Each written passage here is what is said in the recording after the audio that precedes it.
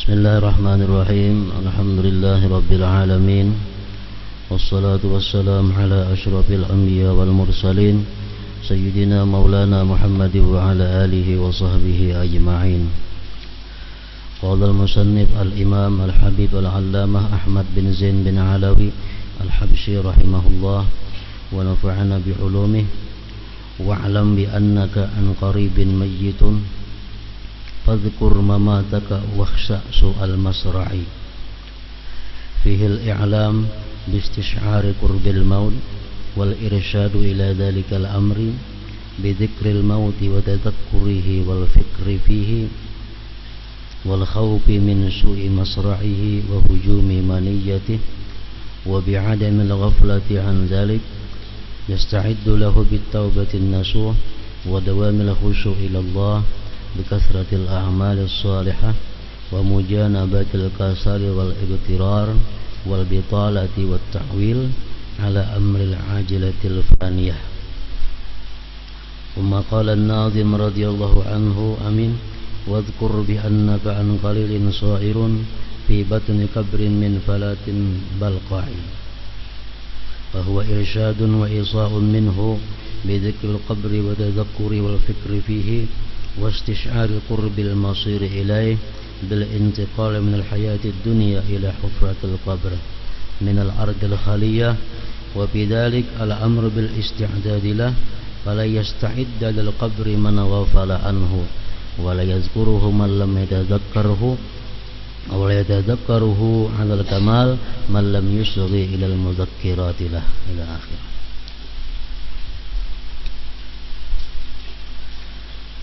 Makna daripada kalam Al-Habib Al-Imam Ahmad bin Zain bin Alawi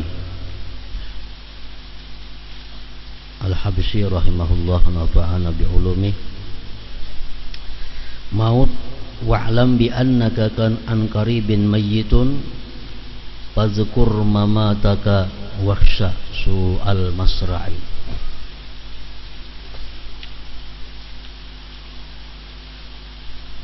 Ketahuilah dalam waktu dekat engkau akan menjadi mayit.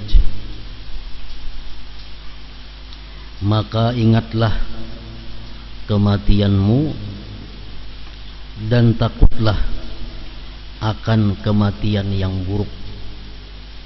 Artinya takutlah kematian yang buruk itu maksudnya su'ul khatimah.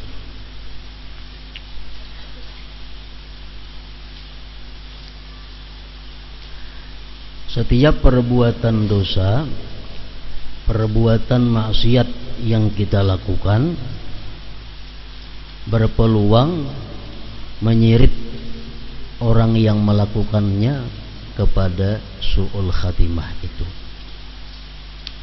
Jadi su'ul khatimah artinya kesudahan hidup yang buruk itu akibat daripada bertumpuk-tumpuknya dosa, bertumpuk-tumpuknya maksiat, lalu membawa dia kepada akhir yang buruk, akhir yang jahat.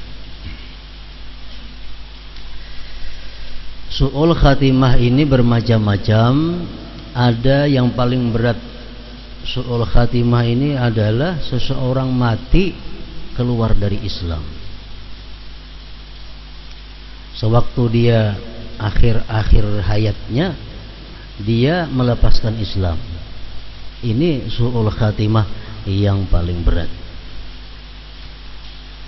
Ada pula su'ul khatimah disebut orang-orang yang di akhir hayatnya itu memikirkan hal-hal duniawi.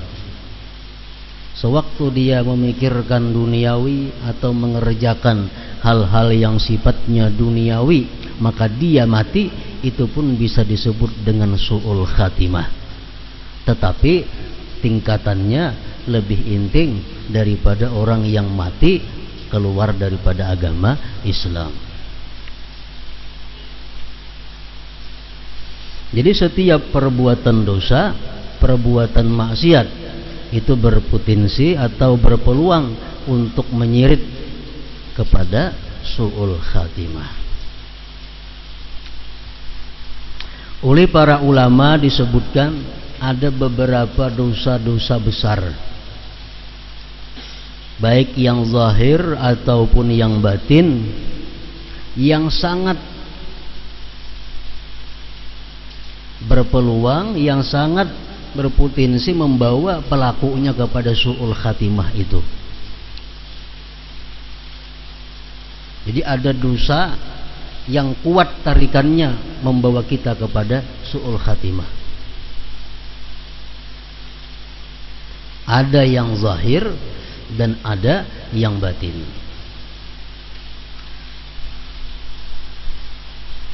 Yang pertama mereka menyebutkan adalah dosa yang bisa membawa kita kepada su'ul khatimah itu adalah pertama tarkus salah, meninggalkan sembahyang.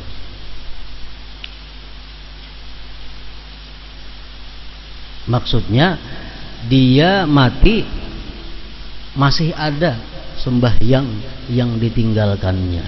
Nah, ini orang jelas sudah matinya tidak dalam keadaan husnul khatimah. Sebabnya sembahyang itu adalah tiang agama. Apabila tiang ini kada tegak, maka yang lainnya pun kada bisa tegak. Nah, orang yang meninggalkan sembahyang fardu dengan sengaja, maka segala amal kebaikannya ditolak oleh Allah. Jadi meninggalkan sembahyang fardu itu sangat menarik seseorang kepada mati su'ul khatimah.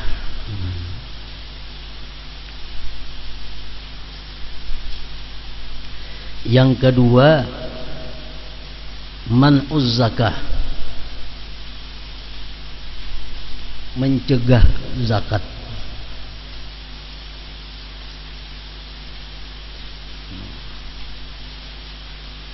Orang ini bagaimanapun salehnya, beribadahnya kepada Allah, tetapi dia tidak membayar zakat, atau membayar zakat cuma tidak semestinya. Nah, ini orang sangat juga berpeluang su'ul khatimah.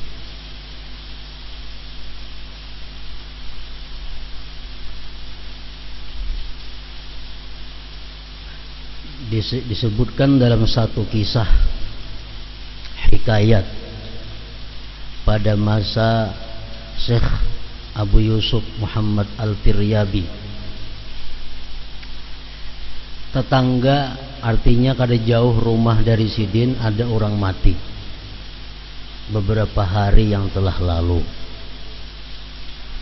Lalu Sidin ini hendak bertakziah, hendak meilangi kepada keluarga nang kematian tadi. Sampai di rumah itu, dan sanaknya si mayit itu terus menerus menangis. Diberi nasihat, disabari, tetap menangis. Jadi ujar Syekh tadi, kenapa engkau menangis? Itu kematian adalah sudah ditakdirkan oleh Allah. Kita semuaan pasti mati. Kenapa ikan maka sampai beberapa hari ini menangis kada sing ampihan?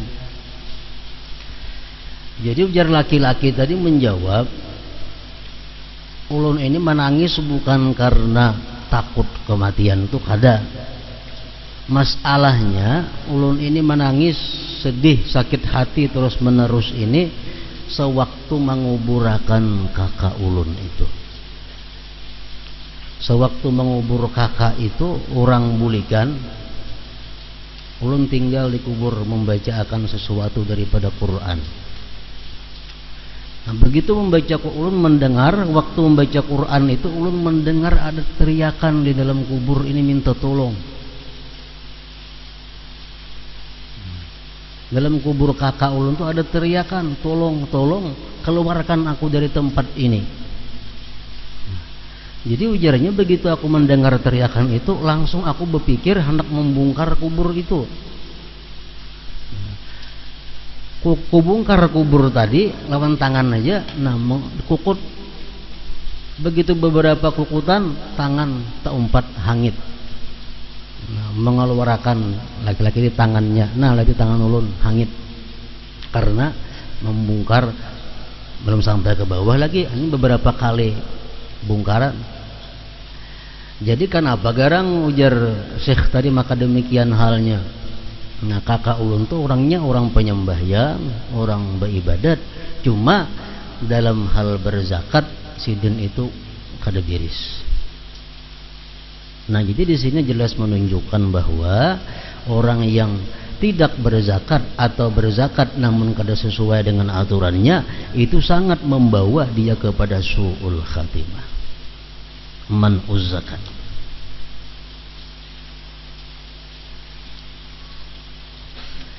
Yang ketiga,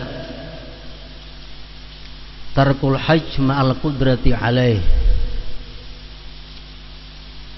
Kada naik haji padahal mampu.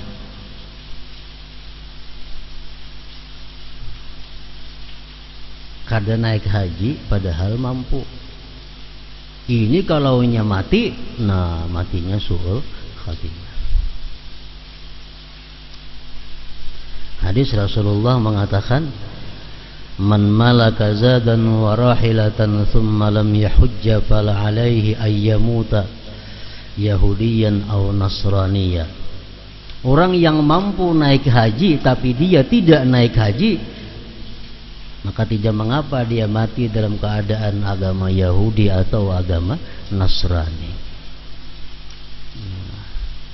Orang nang kaina naik haji, mati padahal mampu, itu matinya berbahaya, su'ul khatimah. Yang keempat lagi, tarkul jumu'ati awil jamaah bi ghairi uzrin syar'i. Orang al-israru ala tarkil jum'ati awil jamaah bi ghairi uzrin syar'iyyin, orang yang mengakali, orang yang terus menerus kada sembahyang Jumat, zuhur saja umpamanya, Jumat kada ke masjid. Atau orang yang terus menerus, artinya selalu sembahyang fardu 5 waktu itu kada berjamaah. Nya berjumat aja, cuma sembahyang fardu kada mau berjamaah kayak orang ke masjid, ke langgar, kada mau di rumah tuh bang seumuran. Nah ini orang sangat berpeluang matinya su'ul khatimah.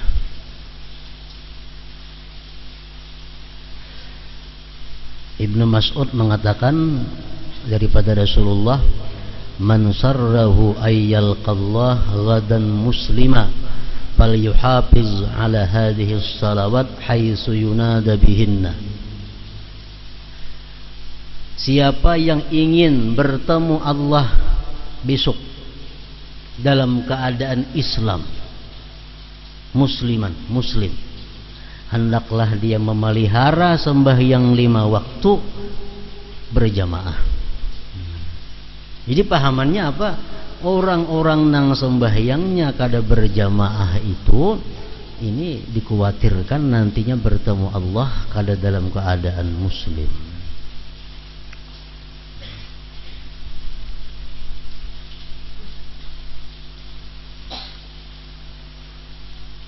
Nah, ada hadis Rasulullah yang mengatakan Allah menjamin selamat, Allah menjamin lulus liwat pada siratal mustaqim orang-orang yang menjadikan masjid itu rumahnya. Artinya apa? Orang yang selalu sembahyang berjamaah itu dijamin oleh Allah lulus di siratal mustaqim, artinya kada gugur. Nah kalau kita perhatikan itu hadis dengan keadaan kita, banyak nang gugur pada nang lulus. Nah, kita melihat di kampung umpamanya, di kampung tuh ada umpamanya 50 kakak. 50 kakak tuh 50 kepala keluarga. Di situ ada musala, ada langgar. Paling-paling nang turun kada sampai separuh. Bisa kosong, zuhurnya asarnya kadang berjamaahnya di hutan orangnya, sibuk dengan pekerjaannya. Berarti menunjukkan apa? Bahwa di Siratal Mustaqim itu banyak nang zuhur. Orang-orang nang aktif sembahyang berjamaah itu dijamin oleh Allah lulus di Siratal Mustaqim.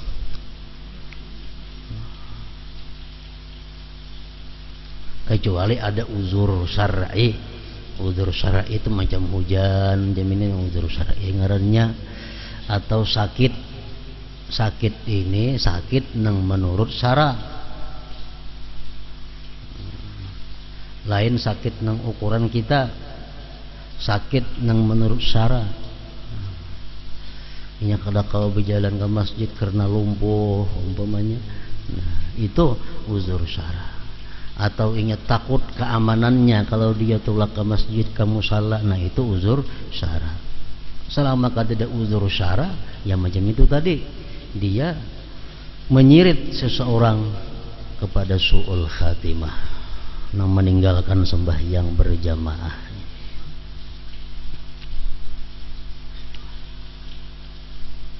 Hanya ada hadis Rasulullah, orang yang selalu sembahyang berjamaah itu artinya orang-orang yang bulang-bulik masjid itu, jar Nabi, saksikan, pastikan bahwa dia orang yang beriman.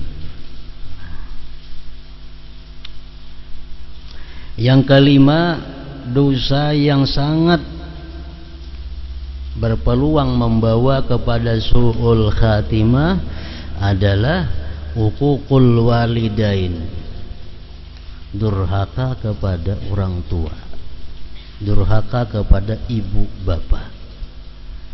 Ini sangat menarik kepada su'ul khatimah. Walaupun ahli ibadah, penyembahyang, pemuasa, penyumbang, sosialnya tinggi, tapi lawan ibu bapaknya durhaka. Ini dicontohkan oleh Allah, dibuktikan pada zaman Rasulullah, sahabat beliau yang bernama Alqamah.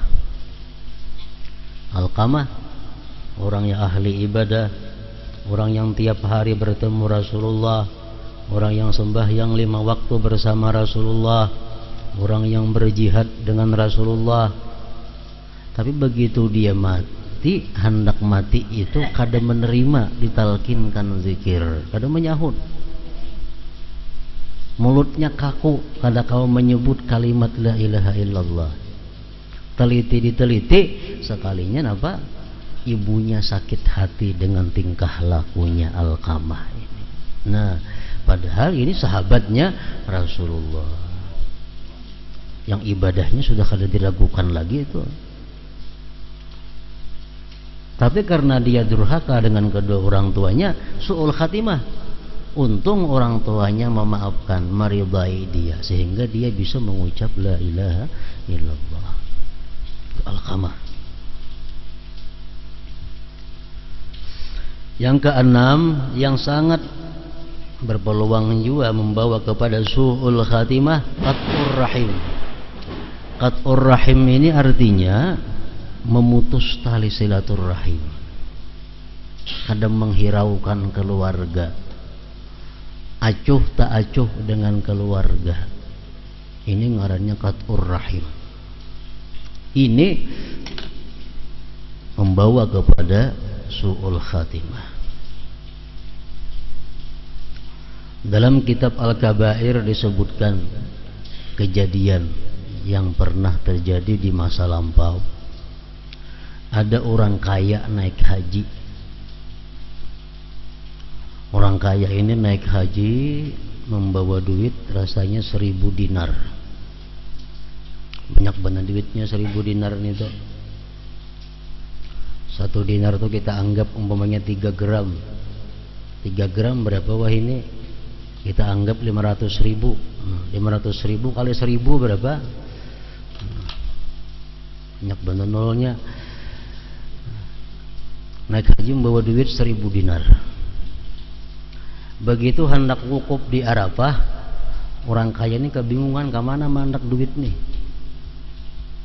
Saran orang tuh ada di situ orang yang ahli ibadah, orang yang saleh ikam titipakan wada sidin duit itu, titipakan wada sidin duit itu ikam ayo tulak ke Arafah untuk wukuf. Alhasil datangi orang yang ahli ibadah tadi, datangi orang yang saleh tadi, nah umpat maandak duit, ulun hendak wukuf ke Arafah, hendak titip duit di situ, berangkat ke Arafah. Begitu sampai di Arafah, selesai menunaikan ibadah haji, datangi ke rumah orang nang ahli ibadah nang saleh tadi hendak mengambil duit, sekalinya mati orangnya mati. Takutnya nang bini na anak, adakah sirin bapada di mana akan duit 1000 dinar kada nang tahunya. Di mana mandak duitnya? Minta saran kepada tuan guru di Makkah waktu itu. Ujar tuan guru itu menyebutkan, ikam coba datangi sumur Zam-Zam.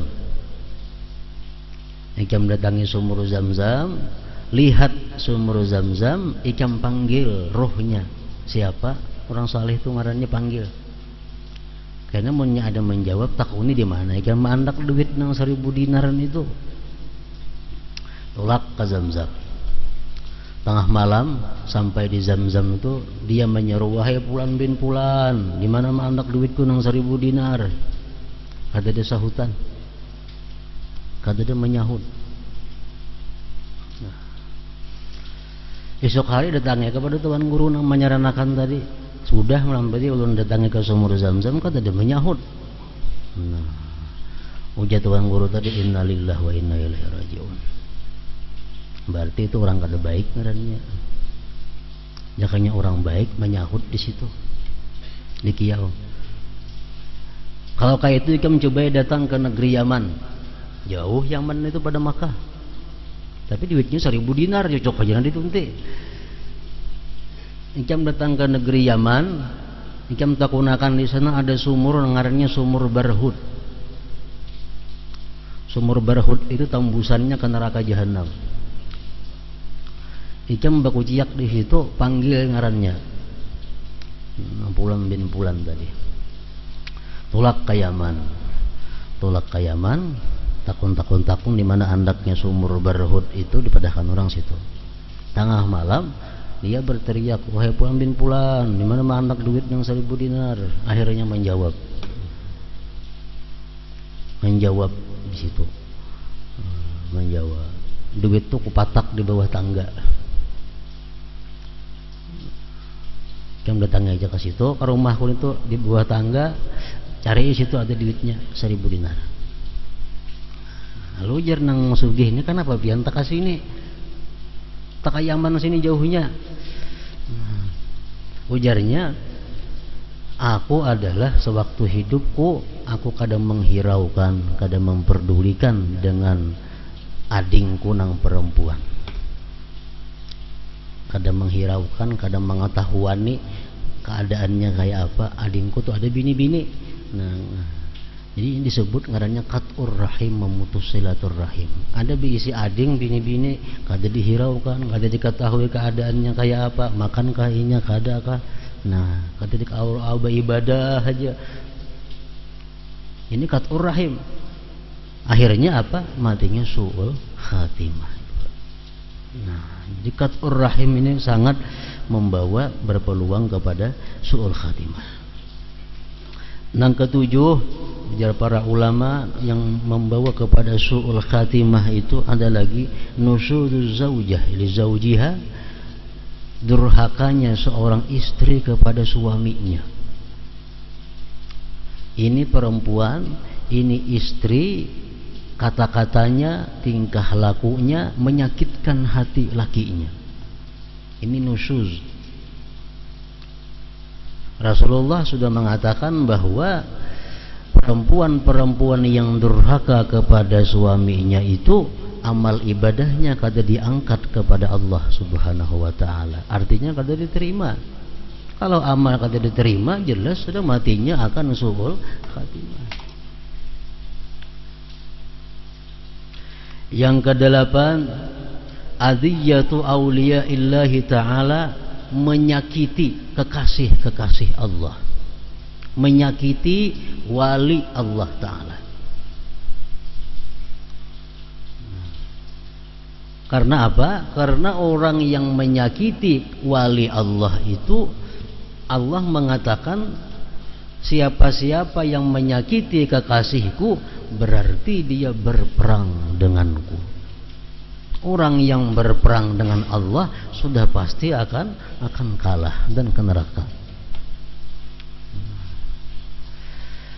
Makanya kata Imam Ja'far As-Shadiq mengatakan, Allah subhanahu wa ta'ala menyembunyikan ridhanya di dalam taat. Oleh karena itu jangan engkau inting taat itu sekecil apapun, karena barangkali di situ ada ridhanya Allah Ta'ala.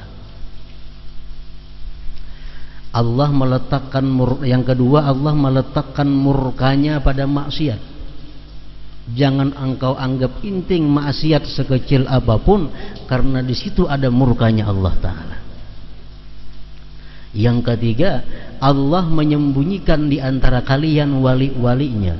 Allah menyembunyikan di antara kalian kekasih-kekasihnya. Oleh karena itu jangan kau menyakiti seseorang, karena barangkali itu adalah kekasih Allah Subhanahu wa Ta'ala. Menyakiti kekasih Allah, matinya su'ul khatimah. Yang kesembilan, aklu malil yatim, memakan harta yatim.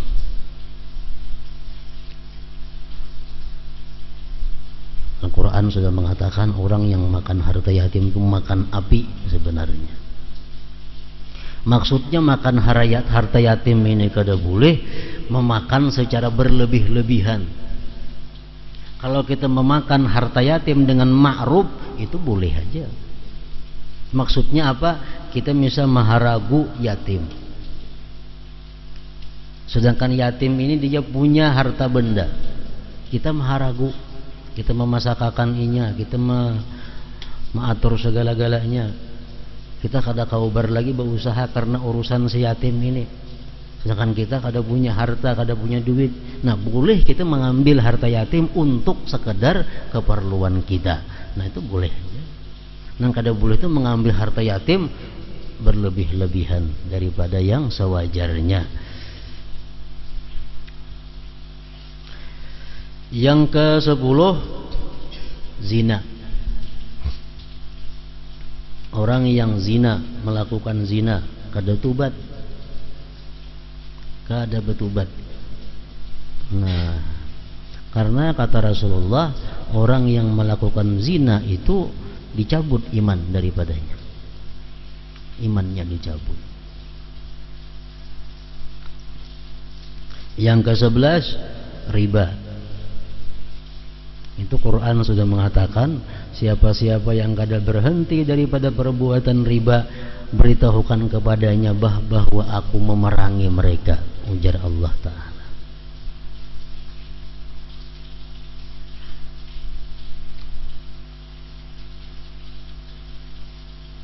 Bersangkut paut lawan riba, artinya melakukan riba, pernah melakukan riba tapi kada tubat, walaupun wah ini sudah ampih tapi kada tubat, ini bisa membawa kepada su'ul khatimah.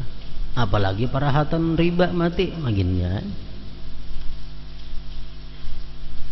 Parahatan masih membayar hutangnya umpamanya, parahatan masih duit mandak di banknya, mati su'ul khatimah.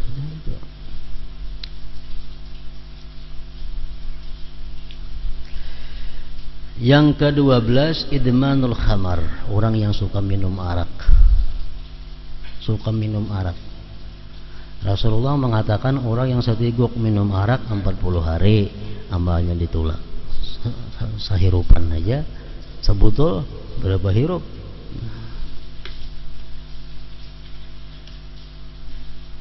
Yang ke-13, zulmun nas, menzalim manusia. Ini umum. Menzalim manusia ini umum, membunuh orang, menyiksa orang, menipu orang, mengurangi takaran, ukuran, timbangan, termasuk menzalim manusia. Mengangkat tanah orang, menzalim manusia.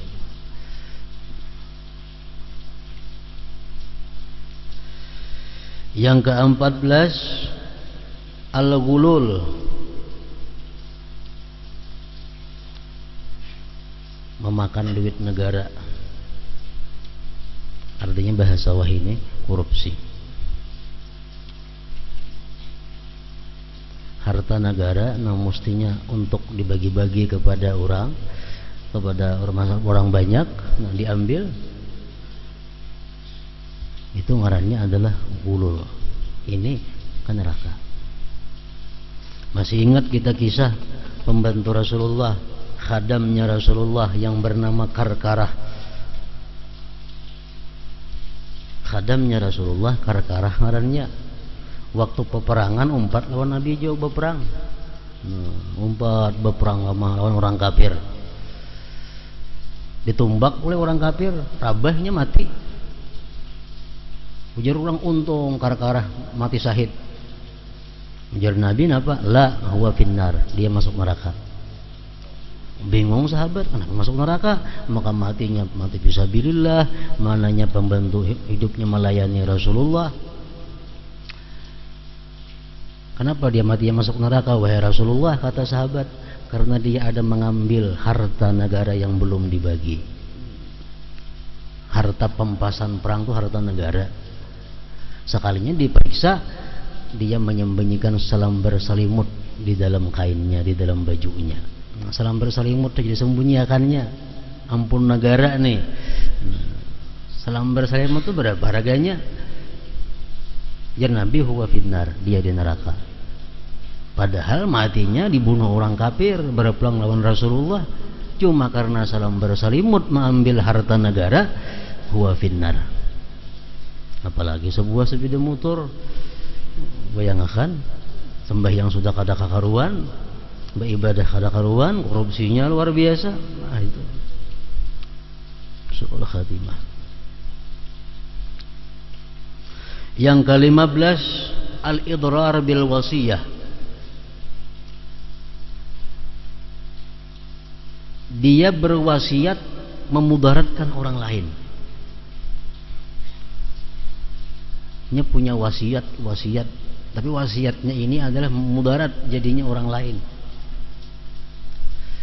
Ujar Rasulullah dalam satu hadis, ada seorang perempuan dan seorang laki-laki yang beribadah penuh 60 tahun. Tapi karena dia begitu hendak mati, dia berwasiat dengan wasiat yang memudaratkan orang lain, akhirnya dia masuk neraka. Al-idrar bil wasiyah. Contohnya apa idrar bil wasiyah ini? Contohnya oleh ulama ahli hadis dicontohkan di situ adalah mencegah ahli waris daripada warisan.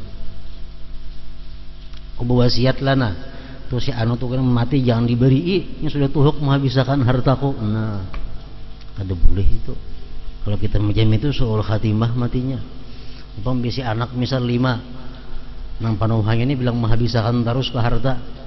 Tidak motor jualnya, motor sandakannya, kabun habis jualinya. Nang kawitan ini kasarikan lah bila aku mati jangan diberi lagi harta inya, itu kada boleh. Karena Allah sudah menetapkan bahwa ini dapat waris.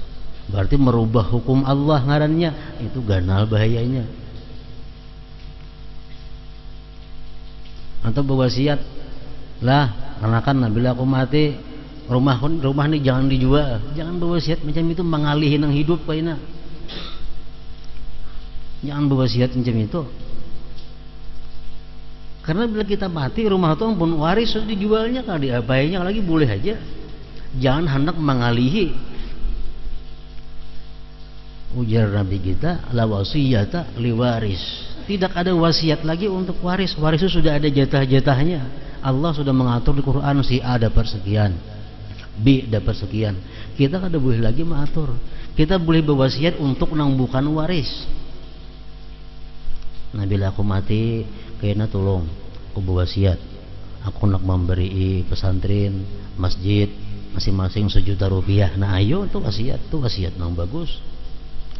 Kalau berwasiat untuk waris itu kada boleh, karena Allah sudah mengatur waris. Jangan hendak menyamai Allah, maulah aturan seorang, itu berat jadinya.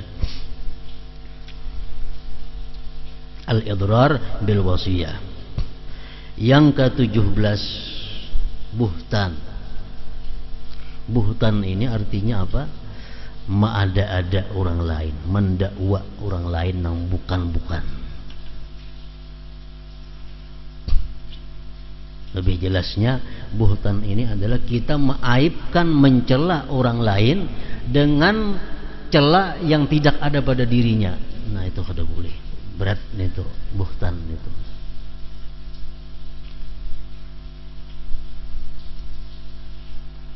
Kamu jangan bakawan si anu, itu orangnya maling, padahalnya tidak ada maling. Nah, itu buhtan.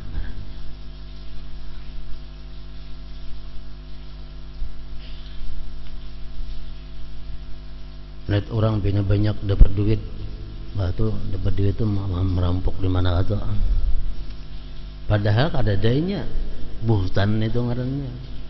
Nah, ini berat, lebih berat daripada zina, lebih berat daripada zina. Yang ke-17, ghibah. Orang yang suka menggibah ini matinya su'ul khatimah. Gibah ini adalah mencela orang dengan aib yang ada pada orang itu. Mencela orang, tapi memang orang itu benar-benar ada aib. Itu gibah ngarannya. Jangan juga itu. Yang ke-18, namimah, ma'adu domba. Orang nang asa bakawan jadi bakalahi, orang nang asa rukun jadi cerai-berai karena diadu dombanya. Nah, orang macam ini ujar Nabi diazab. Artinya apa? Matinya su'ul khatimah. Yang ke-19, sihir. Sihir macam-macam bentuknya. Sihir ini menggunakan hal-hal yang sifatnya bukan diridai Allah, hal-hal yang sifatnya kafir, menggunakan syaitan, menggunakan mantra-mantra jin untuk mencapai tujuannya. Mulai hal nang halus sampai hal-hal nang ganal. Nang halus macam apa? Panglaris toko supaya payu, lalu maulah mantra-mantra sihir, diandak di toko supaya payu. Atau supaya orang hakun lawan seorang, disihir orangnya, sihir juga. Atau sarik lawan orang lalu diparang maya, sihir juga. Sihir ini ada dan kita wajib percaya sihir itu ada. Quran mengatakan sihir itu ada dan Rasulullah pernah disihir. Yang ke-20, qatlun nafsi, bunuh diri. Bunuh diri. Rasulullah pernah berperang dalam satu peperangan. Lalu ada sahabat beliau tuh yang dipedang oleh musuh. Nah, kesakitan nih ya, kelapak ditimpasnya oleh orang kafir. Rupanya asa kada tahan lagi nya menyandang nih, diambilnya pedangnya seorang, dicucukkannya ke parutnya seorang. Bunuh diri. Jar Nabi huwa finnar, dia masuk dalam neraka. Dan dia akan diazab setiap hari dalam neraka dengan mencucuk parutnya dengan pedang itu. Jadi hadis Nabi demikian mengatakan, orang yang mati minum racun, ujar Nabi kita, kena di dalam neraka dia tiap hari diminumi racun. Orang yang matinya bergugur di gunung, di tempat yang tinggi, kena tiap hari digugurakan orang dalam neraka situ. Orang yang bunuh diri bergantung di neraka, bergantung juga hari-hari. Nah, man qatala nafsahu bi syai'in udziba bihi yaumal qiyamah. Siapa yang bunuh diri dengan sesuatu, nanti dia di akhirat diazab dengan sesuatu itu.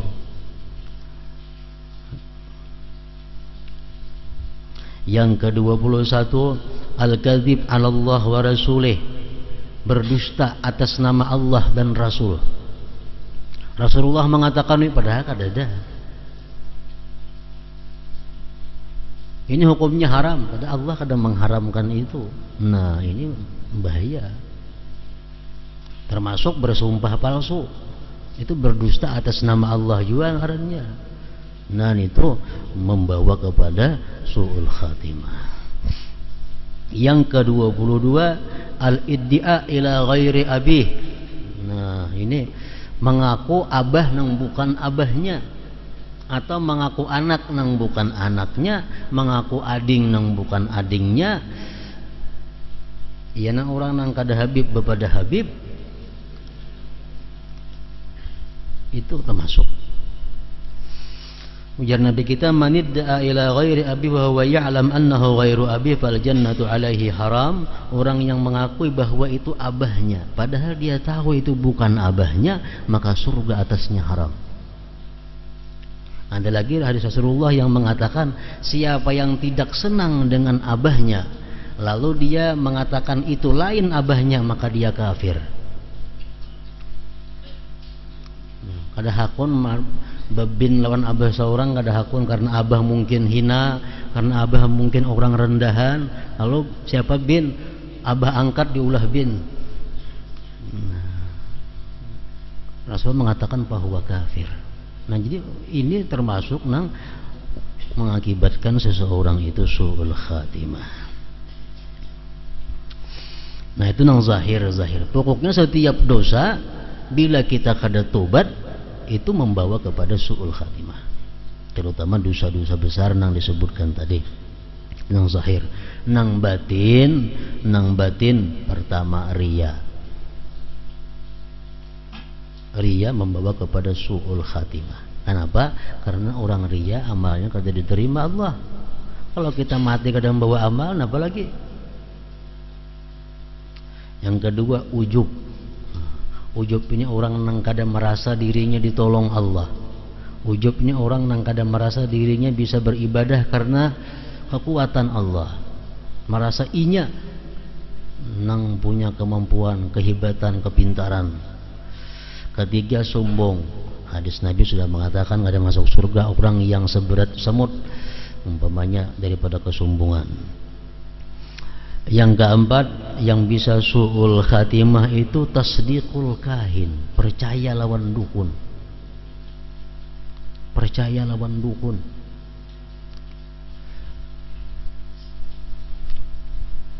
Rasulullah mengatakan siapa yang percaya dengan dukun berarti dia berlepas daripada aku, kata Rasulullah. Yang kelima i'tikadul bid'ah, dia i'tikadnya bid'ah.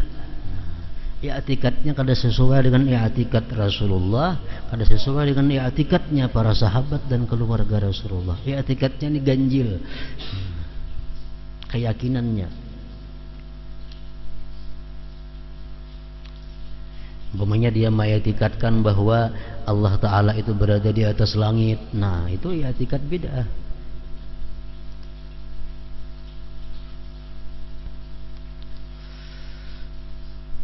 Yang keenam al-hikid, dendam. Artinya ada menyimpan kebencian kepada seseorang. Jadi Nabi kita al-mu'min laisa bihaqud, orang beriman itu tidak pendendam.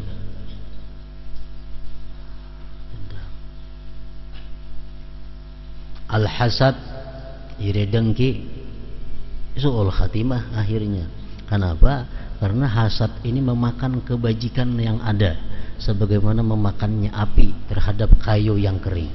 Akhirnya mati, habis, kada bisa amal lagi karena iri dengkinya.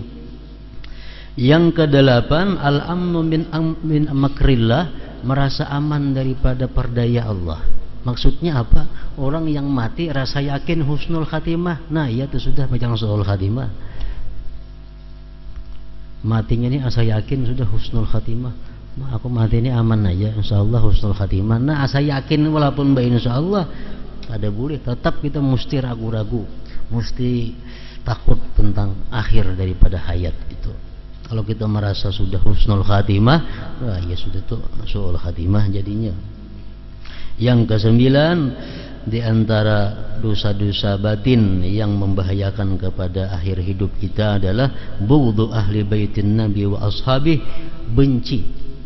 Dalam hati ini artinya ada kebencian dengan keluarga Rasulullah atau sahabat-sahabat Rasulullah. itu pun membahayakan kita, menarik iman, mengeluarkan iman daripada hati sewaktu kita hendak dicabut roh itu.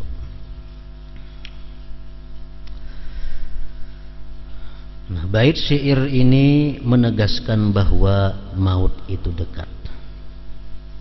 Agar dapat merasakan betapa dekatnya maut dengan diri kita, maka kita harus berusaha mengingat, merenungkan dan memikirkan maut serta merasa takut akan kematian yang buruk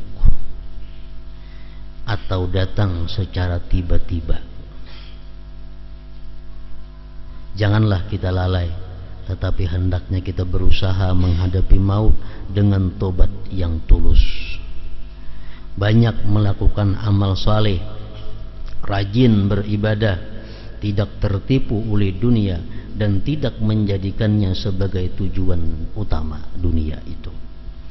Makanya itu jar para ulama mengatakan bahwa husnul khatimah itu adalah sebabnya utama pertama adalah takwa.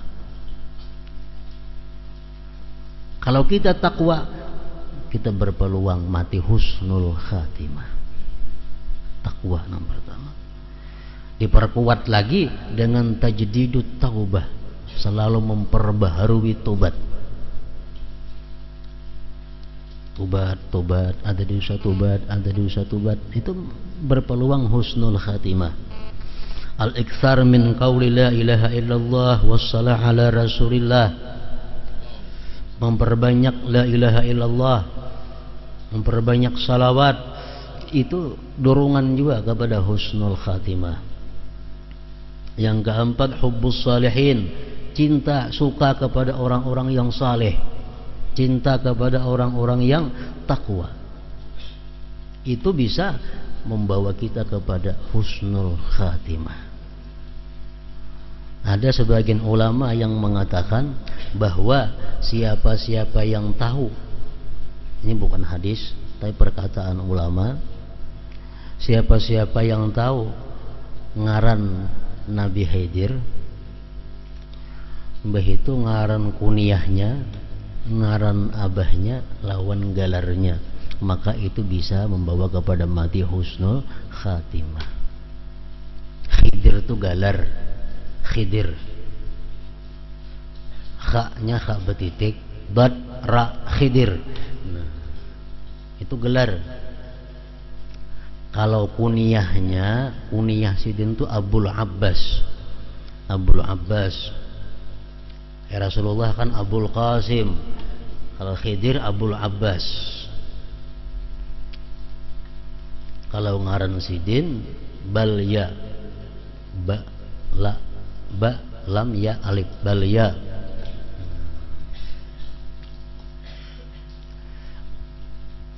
Bin Malkan. Malkan itu mim, lam, kaf halus, alif, nun. Malkan.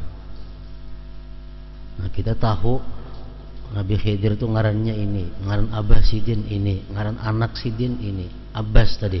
Nah, jauh dipanggil Abul Abbas, abahnya Abbas. Itu termasuk dalam ruang lingkup hubbus salihin juga, cinta kepada orang saleh, membawa kepada husnul khatimah tadi. Nah, kemudian sesudah maut disambung kubur.